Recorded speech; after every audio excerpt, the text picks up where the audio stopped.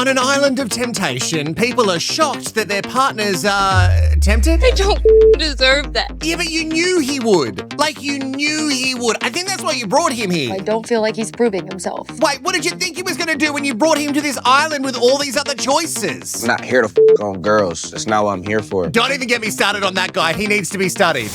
Hello, I'm Wilko, and this is Rehashed, the home of the trash, mess, and drama. Let's cover the first 3 episodes of Temptation Island USA. It's back for another season on Netflix, and it's not on Netflix everywhere, so good luck finding it. And we start this 3-episode rehash with identical choppers bringing the participants to the Island of Temptation. And we also meet the current couples. I say current because I don't think they're going to be current for much longer. So these are real-life couples who have decided that Instagram followers are way more important than actually fixing their relationship. So they've come to this island to blow it all up. Here are Jack and Cheyenne.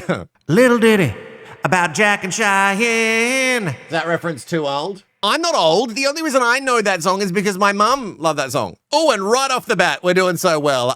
Jackie Boy has his fuckboy pearls on, and he has styled his hair off Rufio from the movie Hook. Rufy! Oh, no, this is a bad idea. So 3 years ago, Timu Rufio banged someone else and broke her trust, hence why the island is calling. And it is sure to fix it. Summit, yes, I guess that's a name now, and Kaylee are here, and they're here to fix a 1-year relationship? Oh, okay. Okay, Kaylee, you've climbed this summit for only 1 year and now you're done with it? She's ready to move on to a bigger man mountain. They started this relationship being obsessed with each other. Oh, and that is healthy. And Summit, who was the one who decided we needed to come to the island, he thinks they need to break the rinsing and repeating, you know, the make-up, break-up culture. And you know what? The island is going to fix it. And now, Mikey and Sydney, who are also white-knuckling a relationship of 1.5 years, and their biggest issue? I would have to say is trust. Oh, well, an island full of temptations is sure to cure that ill. Because Mikey was a player, but now he's not, okay? So give him a shot, Sydney, because he's not a player anymore. No matter how much poontang you dangle in front of him, Netflix, he's not going to take the bait immediately. It sounds like that Sydney has agreed to this as some sort of test to have him surrounded by hot puss and to see if he can just keep his hand out of the fire. And I don't know about you, sweet baby angel, but I see a burning in his future. Well, no, I wasn't talking about an STI, but also maybe Cole and Scarlett are here and they have so much in common, you guys, and they talk about everything they do together. It's when they start talking about traveling, how Cole's body like really reacts to it. Travel together. Whoa, the body couldn't hide that pain that a trip with Scarlett has caused. The face rejected it. It was Scarlett's idea to come to the island of Tempt, and I think Cole is going to be using that in court. She brought me, which is his legal way of saying anything that happens on this island, that's on you, babe. The issue with this relationship is really actually quite novel. I've never heard of it before. Scarlett, she doesn't like being lied to. And you know what? That's weird. That's so weird. All of these guys seem to think that's what their partners want, because it sounds like all of them are just shady as shit. We also meet the host, and we couldn't afford the Catholic Church poster boy, Mark Wahlberg, but we do have Mark L. Wahlberg here to facilitate all the temptations. With Summit and Kaylee, even though they haven't been together all that long, they speak about their past breakups as if it was like a really great time. Like she felt great when she wasn't with him. My question is, why did you get back with him? Sounds stupid. Why get back? Like, you didn't need the island. Just leave him. To be fair, he does sound like a man-child who is incapable of commitment, so he is perfect for the island. Okay, so Summit, man-child, Cole, liar, Mikey is a hoe. I was a hoe. And Jack is a cheater. So what do a man-child, a liar, a hoe, and a cheater all have in common? They are perfect for Temptation Island Season 2. I got drunk, ended up cheating on her. I had a hickey on my neck, but I didn't know that I had it on my neck. Oh, no. Hickeys really are back, sweet baby angel. I didn't know. Cheyenne is a super sleuth girlfriend because she found out that he was cheating by texting this other girl from his phone. Yeah, she got the phone and she was like, I'll just send a kissy emoji and see what I get back. I do also love that he uses his drunkenness as an excuse that he fucked this other girl. But you know what, Timu Rufio? You could still make the little Jackie work. You know, you didn't have the brewer's droop. So I don't know if I necessarily believe you are that drunk. Here are the rules of Tempty Island. They live apart in different villas, and in those villas, they are surrounded by singles of the opposite sex who are there just to tempt them 24/7. And at the end of this, they should know if they should be together or not. It's a great plan. I see absolutely no flaws in this plan whatsoever. Happy relationships at the end of these 9 episodes. And with a custom temptation number plate, we are off to meet the singles, aka the tempters. When the ladies are paraded, clearly the memo was slutty red robes and barely anything on underneath. Anyone else feel like it stopped being Temptation Island and started being Sex Cult Island for a second? This is definitely giving sexy cult vibes. And I would know, being a cult leader myself. Great friends. Great friends. Homies. Oh yes, great friends. Great friends with benefits. For whatever reason, Summit decides to ask the host, still can't get over that that's a name, he asks the host if he is nervous. You're speaking to Mark L. Wahlberg, and for a second I was thinking, does Summit think that the girls that aren't chosen get to go home with the host? Maybe that is a deal with Mark L. Wahlberg. Not really. I mean, look at the face on Timo Rufio as one of the singles walks towards him. This show is a terrible idea to fix relationships. So singles cuff the men who tickle their fancy the most, and it seems like a lot of them want to climb this summit. And you're about to lose your man. Ooh, she's so subtle. So subtle.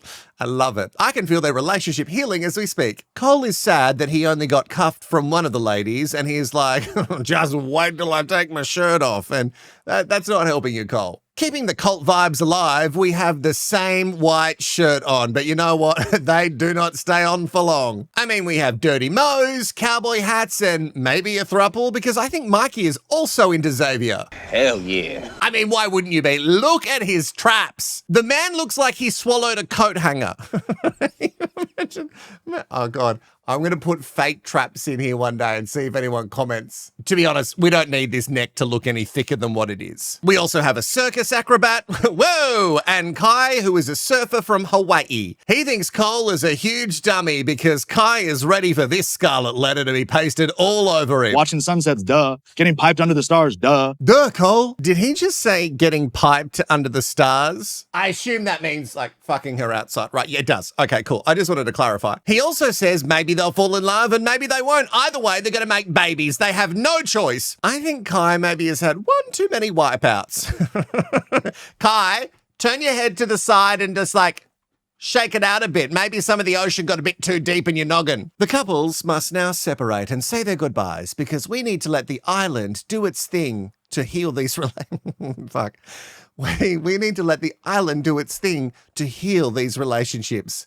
So now they are officially single. Woohoo! Let's go to the men's villa first because Mikey is chatting to India and he is saying things like, well, I'm always surrounded by women.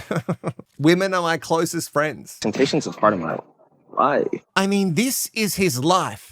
This is his struggle. This island can't break him. He deals with it every day. But the more the drinks flow and the higher the island humidity gets, the more it seems to break him down. I'm scared. In the first dates, it's revealed that Mikey has not one, but 3 girls on the go. He calls the 3 amigos. Yep, that's what he's named them. That's clearly who he was sweating about last night. And Sydney is not shocked at all with him collecting women so early. Like Pokemon. Not a fan of the 3 amigos at all. I can't blame them. They're doing their job. Why are you being so weird? Like, he can't even make eye contact with his girlfriend. I'm so confused. Why is he crying now? Your girlfriend doesn't seem shocked by your behavior. You did what she expected.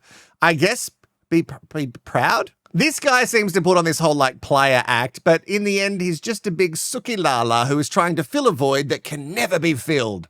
So on the dates, I find Jack and Cheyenne as the most ready to ditch each other and embrace this new island temp life. Cheyenne is saying things like, Been stuck with the same penis 5 years. Well, almost sounds like she's ready to sample another penis to get back at Jack for his little cheating ways. And maybe actually that would help. But Timo Rufio, he's talking as if there is a huge chance chance that he and Cheyenne won't make it out of this together. He's really trying to keep this girl as a backup. When they return to their respective villas, Chris, one of the single tempters, has been marinating chicken to seduce them with Mama's recipe. When the girls have a different tact for the guys when they return, strong cocktails, yes.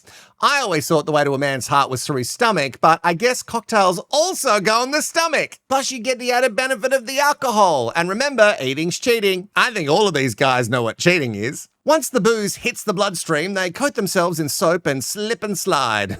Don't worry, not into each other yet. And over at the villa, Xavier is tempting Sydney with, well, oh God, it's not an acoustic guitar, but it's close. He's got his electric in one hand with a tiny little amp sitting on the ground, busking for hearts, I guess, Zave. If you're new to this channel, firstly, like and subscribe. Have you liked the video? And are you subscribed? Comment below to let me know. Oh, he's a poet. What you may not know is that my biggest turnoff is guy with acoustic guitar at a party. And this Xavier is pretty fucking close. But look at Sydney's face. Oh, she is soaking in it. Bite that lip. While her on-hold boyfriend in the other villa, Mikey, says he doesn't care what she's doing, which none of us buy for a second because a day ago you were crying just at the thought of her. You know what I mean? Like, we also find out that Mikey had another girlfriend when he first started seeing Sydney, and then he chose the other girlfriend before that other girlfriend cheated on him, and then he went crawling back to Sydney. So you were the second choice, and that's always going to be in your head. End it now. I think she knows what the right decision is, even though she says he is her best friend. Back at the single ladies' pads with all the men's tempters, oh, we're doing a dance circle. Things are getting wild. Cheyenne is having a meltdown. No, not from the bad dancing, but I could see how you would get there. From her attachment issues with Jackie Boy. Because she depends on Timo Rufio for everything. Starting to see the real problem in this relationship. She was all lols to begin with, but now it's just got a little bit too real. While Jack is writing things in a little game like, your pussy probably tastes like Candy Carter. Oh, yeah. Just describing how someone's pussy hypothetically tastes. You know what? We all handle stress differently. You know? Some people are like, oh no, do I miss him? What am I feeling? And the other person's like, I think about how this one's pussy tastes. We also find out in that game that Big Mikey needs certain women to stop looking at him a type of way because he's trying to be a good boy. He's trying his hardest. Stop tempting him, India. Now, we must head to the first bonfire. Apparently, this is where we discussed what has happened so far, and we get a little iPad moment. Yes, each of the partners will see what the other has been up to, and it's all out of context, so anything could look bad. For example, talking about how you would like to know what somebody tastes like. Out of context, that could be really bad. In context, that's still really bad. Before we start the burning, Mikey is getting a talking to from India because he is trying too hard to be one of the homies with, you know, the amigos. And while he's doing that, he is friend-zoning himself. I'm so confused at the concept. Like, do you want a new girlfriend or do you want your old girlfriend? Like, do you want to take Sydney home? Like, what was the plan going into this? There must have been some sort of plan. I just gotta shoot my shot how I need to shoot my shot. It's time for me to be selfish. Oh, baby boy. It sounds like you've been plenty selfish many times before this. Mark L.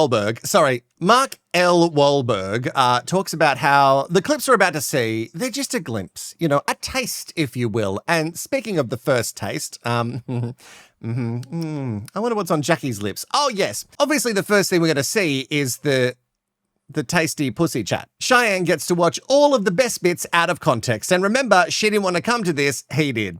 I thought it was going to be an iPad that they held, but no, it's just a flat screen on the floor and a weird little wooden box. Oh, and sometimes it's a TV and the other times it's a fire. Incredible technology. Cheyenne has a breakdown because this isn't a funny game to her and she doesn't understand why he is having fun. But Cheyenne, you kind of understand, right? You shouldn't be shocked at the way that he's acting. Also, I don't know if you absolutely despise this, but all the girls are like, love you. Oh, I love you so much. But you just met her. Shut up. Shut up.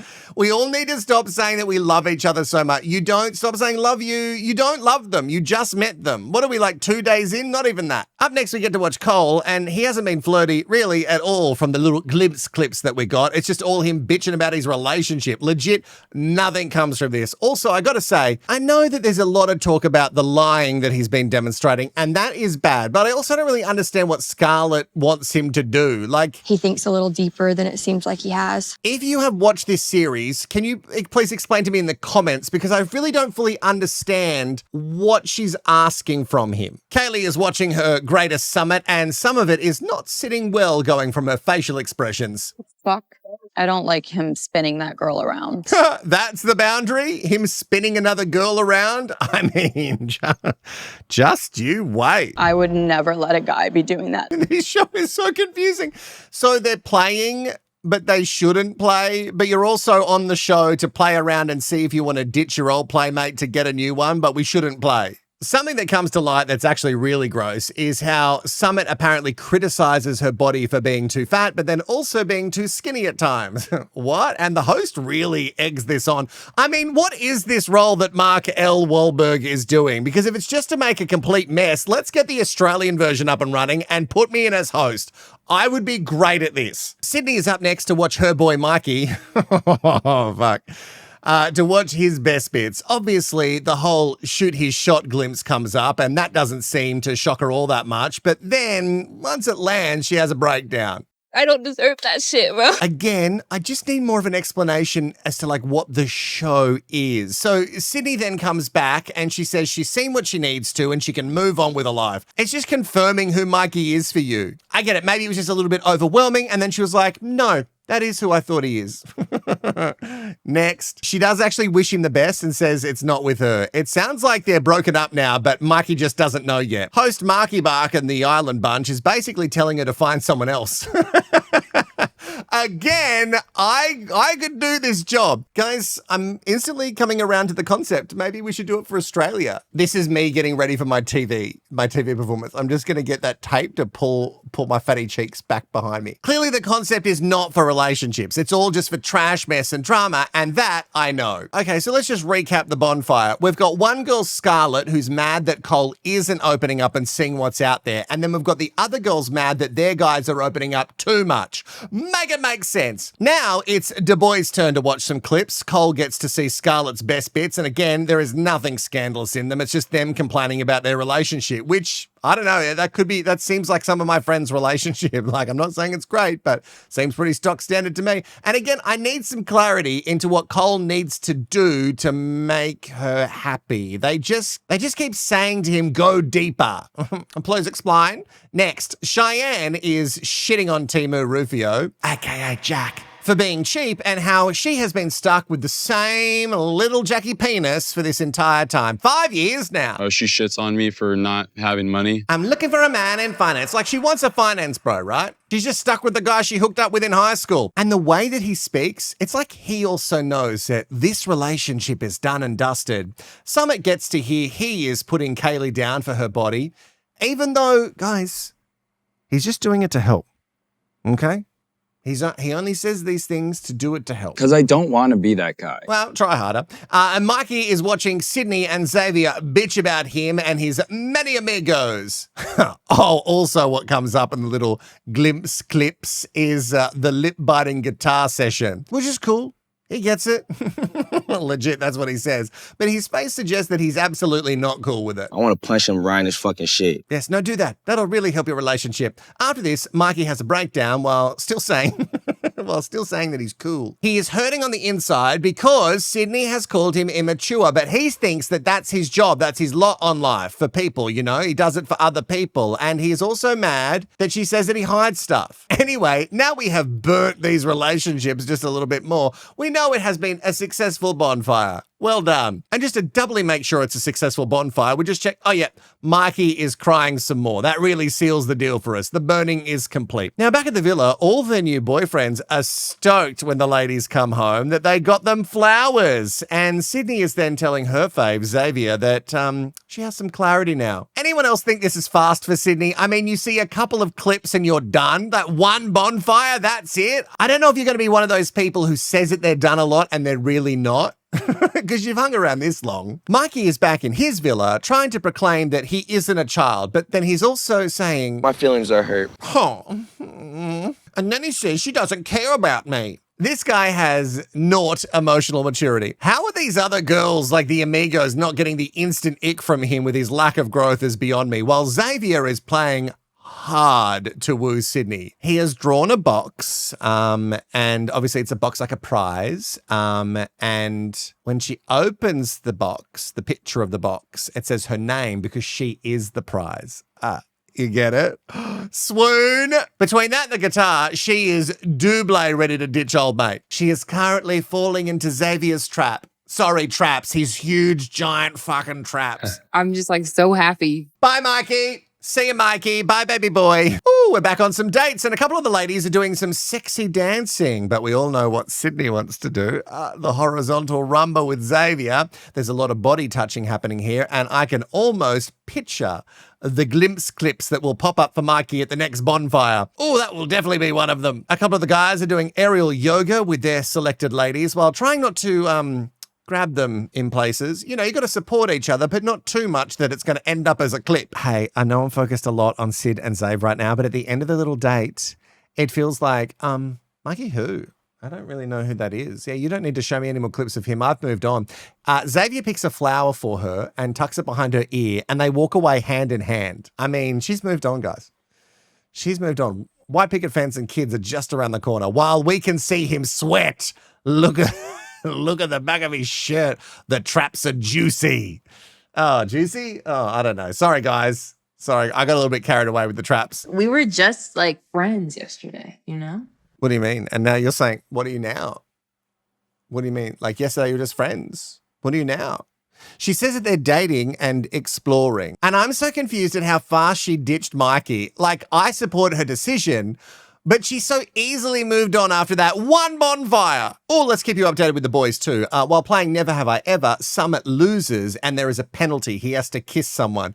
Sadly, there's going to be no bonfire clip here because he tries to kiss Mike. I don't think he actually lipped onto the man. But let's stick with the boys' villa for a second because to wrap up this rehash, leading us into episode 4, it gets really steamy. Because Carter and Jack, you know, Timu Rufio, they're the last two in the pool. And then they end up kissing?